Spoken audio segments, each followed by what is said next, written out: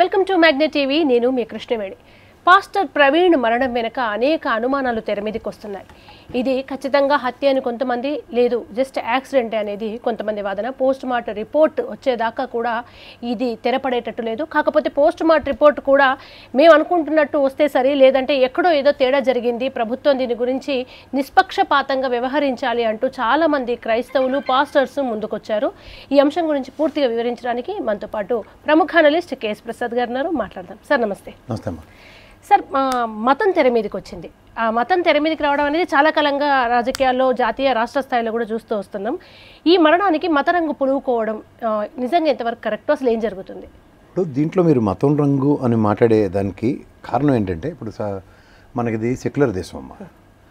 ముఖ్యంగా హిందువులు, ముస్లింలు, క్రైస్తవులు అన్న ప్రాతిపదిక మీద తీసుకుంటే సంఘటితంగా ఉండేది ఎక్కువగా ముస్లింలు, క్రైస్తవులు.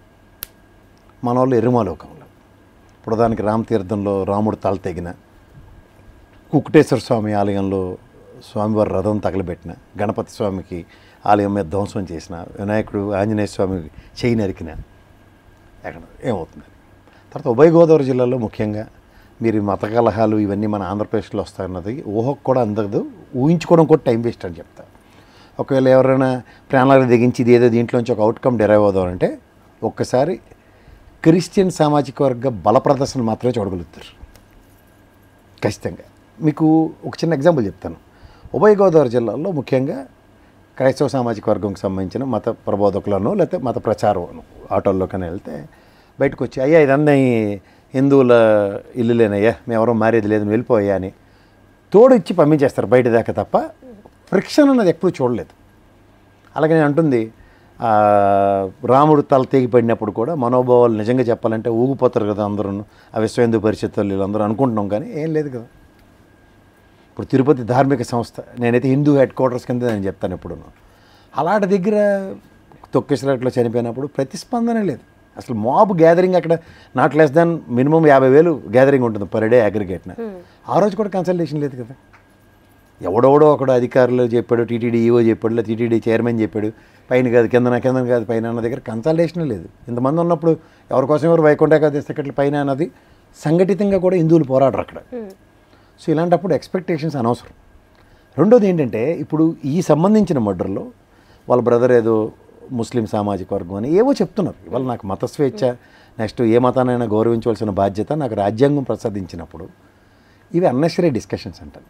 అపార్ట్ ఫ్రమ్ దట్, ఇవాళ ఆయన ప్రవీణ్ గారి మరణానికి చూసుకుంటే ఒక అన్సర్టనిటీ ఎక్కడ డ్రైవ్ అవుతుందంటే, అతను ఒక దగ్గర 3-4 కార్లు ఉన్నాయని నాకు తెలిసింది. పైపించి ఆ 2 వీలరు మీరు ఆద్యంతం గమనిస్తే హెడ్లైట్ ఎలగట్లే.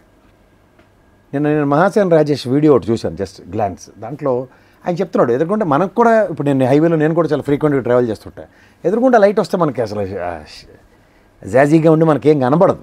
అలాంటప్పుడు మన వెహికల్ వెళ్ళే విధానం, కానీ అందులో 2 వీలర్ మొత్తం 2 కాళ్ళు కింద పెట్టే ఉంటారు. అలాంటి దగ్గర దాటి దగ్గర లారీని వాటిని ఓవర్టేక్ చేసినప్పుడు అది చాలా చిన్న ప్లేస్ ఉంటుంది అలాంటి దగ్గర వెళ్ళడానికి కూడా. సో ఇవన్నీ గమనిస్తే అక్కడికన్నా మెయిన్ నెక్స్ట్ ఆ పెట్రోల్ బంక్ దగ్గర వీడియో సబ్సిక్వెంట్గా నిన్న డిపార్ట్మెంట్ వాళ్ళు చెప్తుంది ఏంటంటే, ఒక 2 వీలర్ వెళ్తున్నప్పుడు ఒక ఎర్ర కారు ఒకటి పాస్ అనేది అది డ్యామేజ్ చేసింది, యాక్సిడెంట్ అని చెప్తున్నారు. కానీ చాలా సోషల్ మీడియాలో చాలా అతను చూసుకుంటే అతనికి బూట్ కాల్తో తన్నినవి. ఇంకొకటి ఏంటంటే, ఆయన బ్యాగ్ దొరకనట్టు ఓవరాల్గా పోలీస్ కస్టడీలో ఉన్నట్టు. మూడోది, ఆయనకి హెల్మెట్ ఉండి కూడా హైవేల్లో తలకు జరిగిన గాయాలు, ఇవి కొంచెం ప్రశ్నార్థకంగా ఉన్నాయి. విరిగిన కర్రలు, వాటికి నెత్తురు మరకలు పక్కనే. సో ఇవన్నీ కొంచెం, అంటే అక్కడ ఏం జరిగిందో ముందు, అక్కడే ఈయన పొరపాటున యాక్సిడెంట్ అయినా, ఇవన్నీ అనుమానాలకు తావిచ్చే ఉదంతం ఉంది. నాకైతే వ్యవస్థ మీద నమ్మకం ఉంది. ఆ వ్యవస్థ ఎలా పరిరక్షిస్తుంది అన్నది మనం చూడాలి.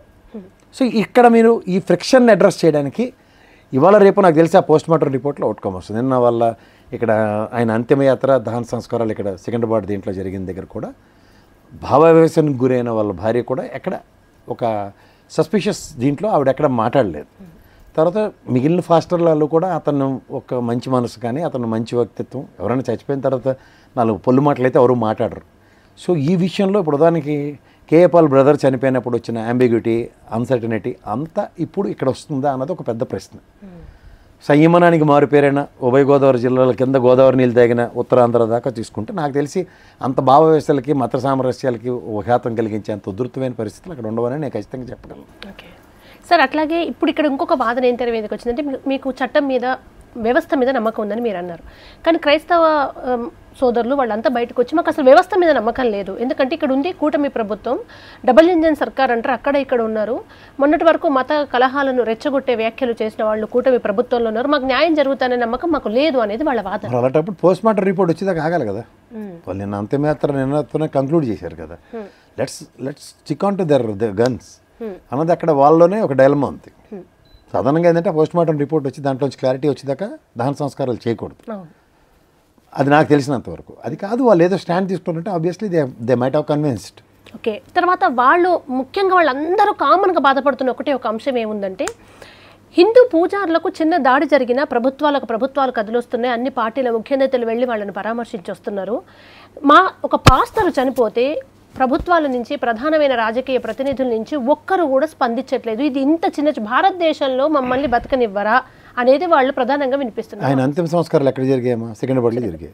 తెలంగాణ ప్రభుత్వాన్ని ప్రశ్నించాలి, మమ్మల్ని ప్రశ్నిస్తే ఆంధ్రప్రదేశ్ ప్రభుత్వాన్ని ప్రశ్నిస్తే వాళ్ళేం సమాధానం చెప్తారు?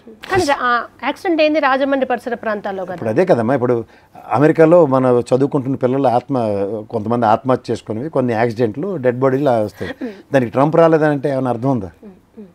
కొన్ని ప్రభుత్వ లాంఛనాలతో చేయవలసిన కార్యక్రమాలు కొన్ని చేస్తారు కదా.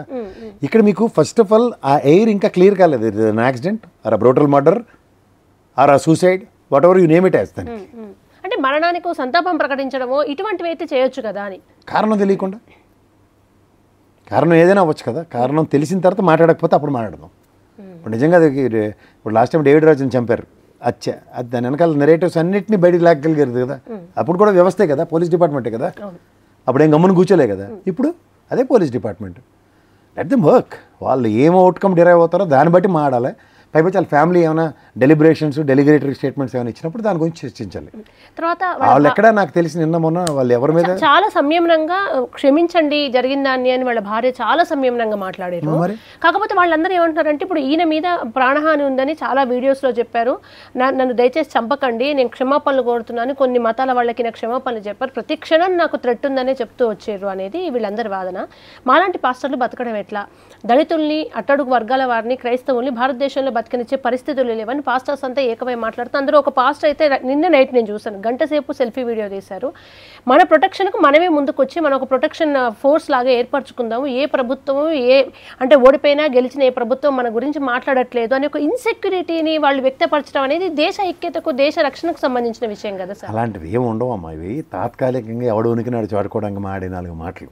ఇప్పుడు మరి చిలుకూరు బాలాజీ టెంపుల్ మీద ఆయన్ని పంతులు గారిని కొట్టారు, అప్పుడు ఎంతమంది ప్రతిస్పందించారు, ఎంతమంది తెరబడిపోయారు చెప్పు. ఇప్పుడు అదే తెర మీదకి వచ్చింది సార్, అక్కడ కేటీఆర్ మాట్లాడతారు, తర్వాత రేవంత్ రెడ్డి గారు స్పందిస్తారు, బీజేపీ నేతలు వెళ్తారు, ఇక్కడ కనీసం ఒక్కరు అట్నుంచి అంటే ఏపీ నుంచి రావట్లేదు, తెలంగాణ నుంచి రావట్లేదు అనేది వాళ్ళ బాధ.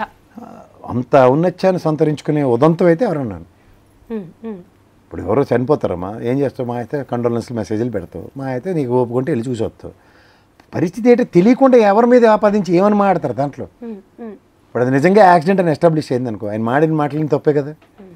అయితే వాళ్ళు ఏమంటున్నారంటే ఇది యాక్సిడెంట్ అన్న ప్రభుత్వ ఒత్తిడితోటి అబద్ధం ఆడతారని మేము నమ్ముతాం తప్ప దీన్ని యాక్సిడెంట్గా మేము నమ్మమంటున్నారు. వాళ్ళు ఎలా అవుతుందమ్మా, వాళ్ళకి అన్నీ వాళ్ళే అనుకుని స్క్రిప్ట్ రాసి ఎస్వి కేశవరెడ్డి స్టోరీలకు కథ, స్క్రీన్ ప్లే, దర్శకత్వం, యాక్టర్ నేనే, డైరెక్షన్ నేనే, మ్యూజిక్ నేనే అన్నట్టుంది.